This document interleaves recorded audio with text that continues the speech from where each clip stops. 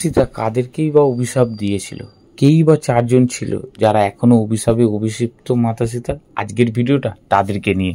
তো আজকে জানাবো মাতা সীতা কাদেরকে অভিশাপ দিয়েছিল বা কেনই বা অভিশাপ দিয়েছিল। শুরু করার আগে শুধু একবারই বলবো, যারা যারা এখনো সনাতন চ্যানেলটিকে লাইক করোনি তারা একটা লাইক করে দাও, সাবস্ক্রাইব করে দাও। তো চলো ভিডিওটি শুরু করা যাক। রাম, লক্ষ্মণ ও মাতা সীতা 14 বছরের জন্য বনবাসে গিয়েছিলেন। তখন তাদের পিতা অর্থাৎ রাজা দশরথ তিনি পুত্র শোকে কাতর হয়ে নিজের প্রাণ ত্যাগ করেন। পিতার মৃত্যুর খবর পেয়ে রাম ও লক্ষ্মণ তাদের পিতার শেষ কাজ করতে লাগলেন। রাম তার ভাই লক্ষ্মণকে কিছু প্রয়োজনীয় সামগ্রী জিনিস আনতে গ্রামে পাঠালেন। ভাই লক্ষ্মণও অনেকক্ষণ না ফেরায় রাম মাতা সীতার সুরক্ষা করার জন্য চন্দ্রমাতার কাছে রেখে তিনি স্বয়ং বেরালেন, কিন্তু তিনি নিজেও ফিরলেন না। এদিকে নদীর স্রোতের মতো সময় পেরিয়ে যায়।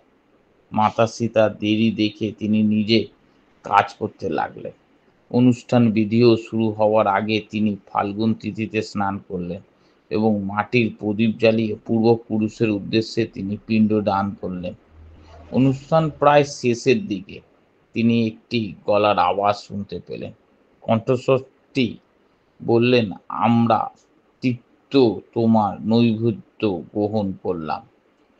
মাতা সীতা দেখলেন একটি হাত নৈবেদ্য গ্রহণ করছেন এবং তখনই ওই কণ্ঠস্বরটি বলে উঠলেন, আমি তোমার পিতা শ্বশুর, তোমার কাজে খুশি হয়ে আমি তোমায় আশীর্বাদ করছি। তুমি তোমার কাজকে সার্থকভাবে সম্পূর্ণ করেছ। তখন মাতা সীতা বললেন, তার স্বামী আসলে এই কথা বিশ্বাস করবেন না। কণ্ঠস্বরটি বললেন, তোমার এই কাজের জন্য 5 জন সাক্ষী থাকবে। প্রথম বটগাছ, দ্বিতীয় ফাগুন নদী, তৃতীয় গরু, চতুর্থ তুলসী গাছ এবং পঞ্চম হলো ব্রাহ্মণ। রাম ও লক্ষ্মণ যখন ফিরে এলেন তখন মাতা সীতা তাদের সব ঘটনা খুলে বললেন এবং তাতে রাম ও লক্ষ্মণ প্রথমে বিশ্বাস করতে চাইলেন না। তখন মাতা সীতা তার 5 জন সাক্ষীকে ডেকে পাঠান। আশ্চর্যভাবে নদী, তুলসী, গরু ও ব্রাহ্মণ সবাই অস্বীকার করলে। একমাত্র অক্ষয় বটগাছ তিনি সত্যি সাক্ষী দিয়েছিলেন। এরপর রাম ও লক্ষ্মণ পুনরায় তাদের পিতার কাজে বসে। অদৃষ্ট কণ্ঠস্বর বিরক্তি প্রকার পায়। তারা বলেন, দেবী সীতা সফলভাবে এই কাজ সম্পূর্ণ করেছে, পুনরায় এই কাজ করতে হবে না। তখন 2 ভাই রাম ও লক্ষ্মণ নিজেদের ভুল বুঝতে পেরে লজ্জিত বোধ করেন এবং এই ঘটনার পর ওই 4 মিথ্যা সাক্ষীকে অভিশাপ দেন মাতা সীতা। তিনি ফাল্গুন নদীতে অভিশাপ দেন, গুহায় এই নদীর জল মাটির নিচ দিয়ে বইবে এবং সারা বছর বৃষ্টি হওয়া সত্ত্বেও কোনো সময়ই জল থাকবে না এই নদীতে এবং শুকনো থাকবে।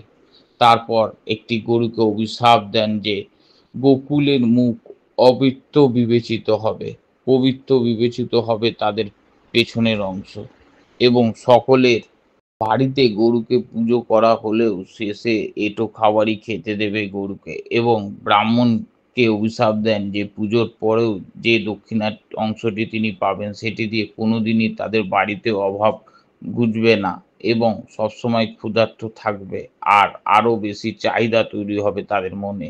এরপর তুলসীকে অভিশাপ দেন, এরপর থেকে গোয়ায় কোনো তুলসী গাছ থাকবে না এবং সব সময় কুকুর তুলসী গাছের উপর প্রস্রাব করবে এবং তুলসী পাতা পুজোয় লাগলেও তুলসী পাতা প্রস্রাব থাকবে কুকুরের। এরপর বটগাছকে আশীর্বাদ দিয়ে বলেন যে সবচেয়ে বেশি দিন বাঁচবে এবং ক্লান্ত পথিক তোমারই ছায়ায় আশ্রয় নেবে আর বিবাহ অনুষ্ঠানে তারই পাতা লাগবে এবং সমস্ত পুজোর পাতা লাগবে বটগাছের।